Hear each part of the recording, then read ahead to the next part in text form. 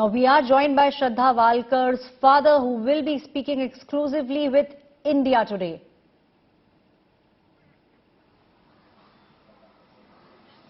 आपको आवाज आ रही है?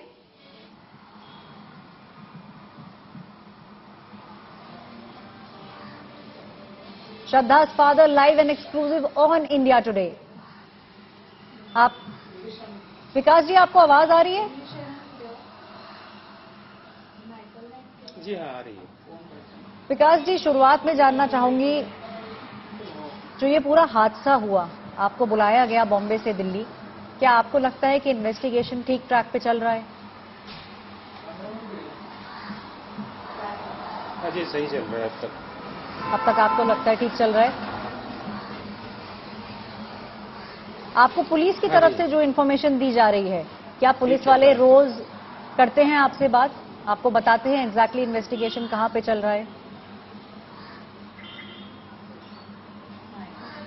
नहीं, इतना डिटेल में नहीं बात करते हैं वो, सिर्फ बताते हैं कि इन्वेस्टिगेशन चल रहा है और हमें चार्जशीट मिलने के बाद ही बताया जाएगा। आपको चार्जशीट मिलने के बाद। सर, आपकी जो फैमिली है, आप लोगों से भी बात की गई थी, स्टेटमेंट्स भी आप लोगों के लिए गए थे, क्या आपको क्या लगता है जो पनिशमेंट होना चाहिए आफ्ताब के लिए, आपकी क्या डिमांड है?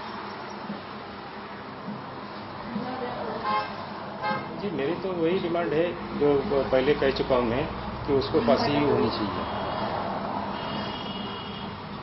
आप डिमांड कर रहे हैं कि आफ्ताब को फांसी होनी चाहिए। आपको सर थोड़ा सा भी अंदेशा था कि इस तरीके का कुछ हो सकता है? जब वो फोन कॉल आपको आया, जब श्रद्धा के फ्रेंड ने आपको फोन किया, बताया कि उससे बात नहीं हो पा रही है, आप खुद उस समय आए थे बॉम्बे से दिल्ली? नहीं, मुझे तो मैं 10 नवंबर को आया था। आप 10 नवंबर को आए थे। आप घर पे भी गए थे? जो आपको एड्रेस मालूम था, उस घर पे भी आप गए थे एक बार चेक करने के लिए? जी हाँ, मुझे पुलिस वाले ही लेके गए थे घर पर। आपको पुलिस वाले लेके गए थे घर पर? सब बॉम्बे पुलिस की तरफ से जो इन्वेस्टिगेशन चल रहा है, क्या उस पर रेगुलर अपडेट आपको मिल रही है?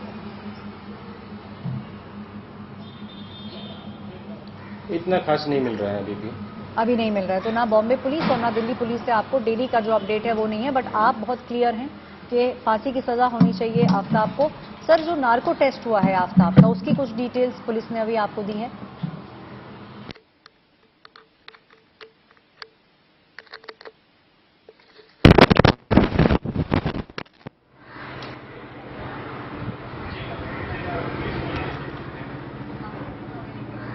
सर, जो अभी नार्को का टेस्ट हुआ था, दिल्ली पुलिस ने एक नार्को का टेस्ट किया था, उसकी कोई डिटेल्स अभी तक आपको दी हैं?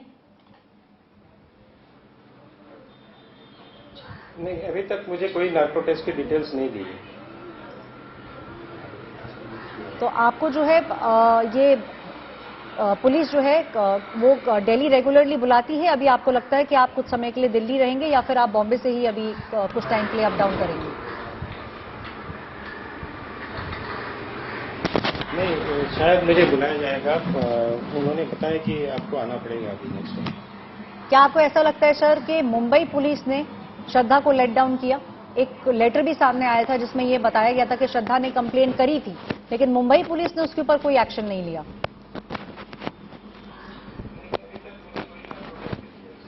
जी हाँ, वही तो मुझे ताज्जुब लग रहा है कि मुंबई पुलिस ने उस वक्त एक्शन क्यों नहीं लिया। अगर उस समय अगर एक्शन लिया होता तो शायद मेरी बेटी अभी मेरे घर में होती थी। आपको लगता है सर कि अगर मुंबई पुलिस उस समय एक्शन ले लेती, क्योंकि वो जो कंप्लेन थी बहुत सीवियर कंप्लेन थी, और कंप्लेन शायद श्रद्धा ने लिखी भी इसीलिए थी क्योंकि वो पुलिस से कोई सपोर्ट चाह रही थी, वो चाह रही थी कि पुलिस जो है खड़ी रहे उसके साथ। जी हाँ, वही तो मुझे ताज्जुब हो रहा है कि उसने कंप्लेंट वापस कैसे ली, वो भी शायद 20 या 25 दिन के बाद हुई है। सर, दिल्ली पुलिस के खिलाफ कुछ अगर आपने कहीं पे सरकार के अंदर यहाँ कहीं पर कुछ कंप्लेन कुछ आपने दर्ज करी है? क्योंकि कहीं ना कहीं ये बात तो साफ हो रही है, वो जो लेटर लिखा गया है कि अगर इसको दबाया नहीं जाता, उस पर एक्शन लिया जाता, तो हो सकता है कि श्रद्धा आज आपके साथ होती। जी सही में वो आज मेरे घर पे श्रद्धा होती थी। अगर मुंबई पुलिस सही टाइम पे एक्शन ले रही थी, क्योंकि कंप्लेन के अंदर साफ लिखा था, पूरा डिटेल के अंदर जो लेटर आया है सामने उसमें साफ था। और जब मिसिंग की भी जब कंप्लेन थी तो उस समय भी मुंबई पुलिस जो है वो उतनी सतर्क और उतनी एक्टिव नहीं हुई थी। जी हाँ, वो इतना मतलब जब भी मैंने मिसिंग का भी कंप्लेंट किया तो भी उनको शायद 1 महीने के ऊपर इन्वेस्टिगेशन के लग गया। आप कह रहे हैं कि सर जब आपने मिसिंग कंप्लेन फाइल किया उसके बावजूद भी 1 महीना लगा मुंबई पुलिस को उस पर कार्रवाई करने के लिए? जी हाँ, जी हाँ। क्या अब मुंबई पुलिस सर आपको बता रही है कुछ, उनका जो इन्वेस्टिगेशन है, क्या ऑफिसर्स आपके टच में हैं अब? नहीं, अभी कुछ नहीं बता रही है। कुछ भी नहीं बता रही है मुंबई पुलिस, कुछ नहीं बता रही नहीं, है? एक अभी 4-5 नहीं, कुछ नहीं बता रही है। आप कुछ कह रहे थे सर 4-5 दिन पहले? क्या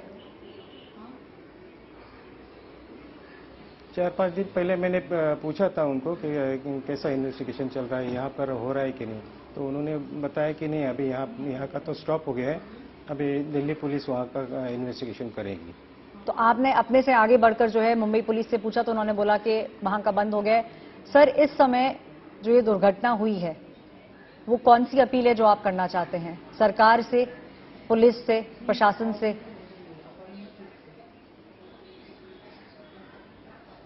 नहीं, वही तो अभी ये केस मुझे ऐसा लग रहा है कि ये फास्ट ट्रैक में होना चाहिए और जल्द से जल्द मुझे न्याय मिलना चाहिए। सर मेरे सहयोगी अरविंद ओझा भी हमारे साथ जुड़ रहे हैं। अरविंद, हमारे साथ श्रद्धा वालकर के फादर हैं जिनका ये कहना है कि अगर मुंबई पुलिस सही समय पे एक्शन ले लेती, वो जो कंप्लेन श्रद्धा ने दर्ज की थी उस पर एक्शन लिया जाता, तो हो सकता है कि आज उनके घर के अंदर श्रद्धा होती। अरविंद जी बिल्कुल, देखिए, और मैं बताऊं, इंडिया टुडे की पूरी संवेदनाएं श्रद्धा के जो पिता है उनके साथ है और लगातार इंडिया टुडे की मुहिम भी चल रही होगी। विकास जी, वो आप देख भी रहे होंगे कि हम लगातार इस खबर को चला रहे हैं। मेरा आपसे सवाल ये है कि जो आपने सवाल उठाया कि मुंबई पुलिस ने काफी लेट लतीफी की, जब मुंबई पुलिस आफ्ताब को बुलाकर लाई थी, जब आपने मिसिंग कंप्लेंट दर्ज कराई थी, तो पुलिस स्टेशन में जब आफ्ताब पहुंचा था तो क्या उस वक्त आप भी मौजूद थे जब आफ्ताब बैठा था, और आफ्ताब क्या कह रहा था मुंबई पुलिस को? मुंबई पुलिस को तो वही कह रहा था कि वो हम लोग का ब्रेकअप हुआ है और वो कहीं छोड़ के चली गई है। मुझे भी वही बताया गया था। तब जब मैंने उनको मुंबई पुलिस को भी कहा कि इसने कुछ, जी, मुझे तो पक्का डाउट लग रहा था कि इसी ने कुछ गलत काम किया है। ये मैंने मुंबई पुलिस को भी बताया था। आपने ये बताया था कि कुछ ये गलत कर सकता है? जी, मैंने ये पहले भी मुंबई पुलिस को भी बताया था और दिल्ली पुलिस को भी, जब मैं दिल्ली गया तब भी मैंने वही बताया उनको कि इसने कुछ गलत काम किए हैं। तो सर आपको ये क्यों लगा कि उसने गलत काम कर दिया श्रद्धा के साथ? ये आपको अंदेशा कैसे हुआ? मैं जब उससे पहली बार शायद 26 सितंबर को मैं उससे मिला, ये कंप्लेंट करने से पहले, तब उससे मैंने पूछा था कि मेरी श्रद्धा कहाँ है, तो उसने जवाब दिया कि नहीं, वो तो मेरे साथ नहीं रहती है। तो मैंने पूछा, फिर तुम्हारे साथ तो 2.5-3 साल से रह रही है, तो ऐसे कैसे बोल सकते हो? तो वो बोला कि नहीं, वो चली गई, मेरे को मालूम नहीं है, हमारा ब्रेकअप हुआ है। तो फिर तुम्हारी रिस्पॉन्सिबिलिटी थी कि वो सब बातें बतानी कि हमको या किसी हमारे रिलेटिव को, तो वो क्यों नहीं बताई? तो वो ऐसे बातें करने लगे, मैं कैसे बताऊं, आपका हमारा क्या कांटेक्ट नहीं है, कैसे बता सकता? मैंने बोला ऐसे थोड़ी होता है, ये थोड़ी ऐसे बात कर सकते हो तुमने कुछ गलत किया होगा शायद, इसीलिए मुझे ऐसा डाउट लगा कि ये इसने कुछ गलत काम किया है। तो मुंबई पुलिस के सामने, पुलिस स्टेशन में भी वो यही आपके सामने बता रहा था कि वो कहीं चली गई है?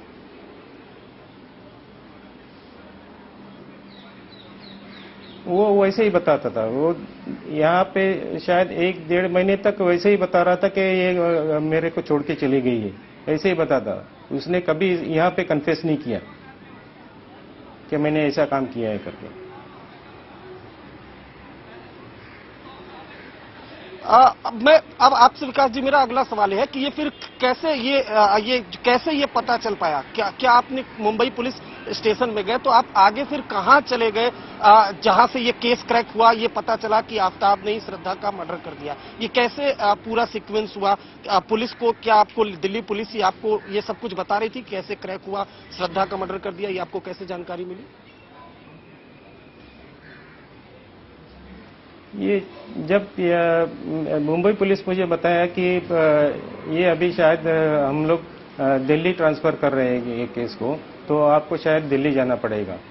तो फिर 2-3 दिन के बाद वो दिल्ली चले गए और वहाँ पे दिल्ली पुलिस से बात करके वहाँ पे आफ्ताब से मिले और फिर दो दिन में उसने कन्फेस कर दिया कि मैंने ये कांड किया है करके। तो क्या आफ्ताब से जब ये कन्फ्रेंस किया, कबूल किया आफ्ताब ने कि उसने श्रद्धा का मर्डर कर दिया है, तो क्या आपके सामने आफ्ताब ने बात बोली? क्या आफ्ताब से आपका सामना आमना कराया दिल्ली पुलिस ने? जी हाँ, मुझे 11 नवंबर को उन्होंने आफ्ताब को सामने खड़ा किया और उसे कहने के लिए कहा कि बोलिए क्या किया है श्रद्धा के साथ। तो उसने सीधा बोल दिया कि श्रद्धा इज नो मोर। तो मैं तो हैरान हो गया कि ये सुन के कि ये ऐसे कैसे बात कर सकता है। पिछले 1-1.5 महीने से यही बता रहा था कि श्रद्धा हमारा ब्रेकअप होके वो कहीं चली गई है, और ऐसे मेरे सामने खड़ा किया तो सामने ऐसे कन्फेस कर रहा है कि श्रद्धा इज नो मोर। तो मैं तो हैरान हो गया। तो उसके बाद फिर क्या बताया? अब सीक्वेंस वो बताया होगा ना आपके सामने कि किस, आपने पूछा भी होगा उससे कि कैसे मारा, क्या किया, या आपने पूछने की कोशिश की उससे, बातचीत की उस दौरान? जी हाँ, मैंने तो उस टाइम पे तो मेरी हिम्मत ही नहीं हुई कि उसको पूछने की कि क्या कैसे किया करके। तो उसके बाद में मुझे कुछ देर बाद मुझे फिर से सामने खड़ा करके फिर उसको बोलने के लिए कहा कि क्या किया है करके। तभी उसने बोला कि ऐसे ऐसे मैंने इसका कत्ल किया है घर पे और हमारा झगड़ा हुआ था, ये सब बातें बताई उसने। आप क्या एक्सप्लेन कर सकते हैं कि क्या उसने बताया? क्योंकि ये काफी अहम केस है और आपका बयान भी कोर्ट में वो होगा और ये काफी पुलिस के इन्वेस्टिगेशन के लिहाज से भी काफी इंपॉर्टेंट है। तो क्या आफ्ताब ने बोला था पुलिस स्टेशन में आपके सामने, अगर आप एक्सप्लेन करें? मैं तो एक्चुअली क्या है, मैं उस कंडीशन में नहीं था कि ये सब सुन पाऊँ। वो जो एक्सप्लेन कर रहा था, जो ऐसे उसका मर्डर किया, उसको फ्रिज में रख दिया काट के, तो मुझे ये सब सुनने की आदत ही नहीं थी। तो मैं फिर कुछ सुन ही नहीं पाया मैं आगे। मैं एक आखिरी सवाल आपसे पूछना चाहता हूं। आपने ये कहा कि जो आफ्ताब के पिता माता है उनकी भी जांच की जाए, तो आपको क्यों लगता है कि उनकी जांच की जाए? ये आखिरी सवाल है। जी, मैं एक बार उनके माताजी से भी मिला था जब मिसिंग कंप्लेंट करने के पहले। तो उन्होंने बताया कि श्रद्धा तो आई थी मेरे पास। तो मुझे थोड़ा शक हो गया कि अगर वो दिल्ली गई है तो यहाँ आके फिर मुझे क्यों नहीं बताया गया कि यहाँ आई थी। तो वो लोग फिर उसका लड़का भी आफ्ताब बोलने लगा कि नहीं, वो यहाँ पे आई नहीं। तो उनका जो कम्युनिकेशन गैप है उसके वजह से मुझे लगा कि ये लोग भी शायद इन्वॉल्व है इसमें।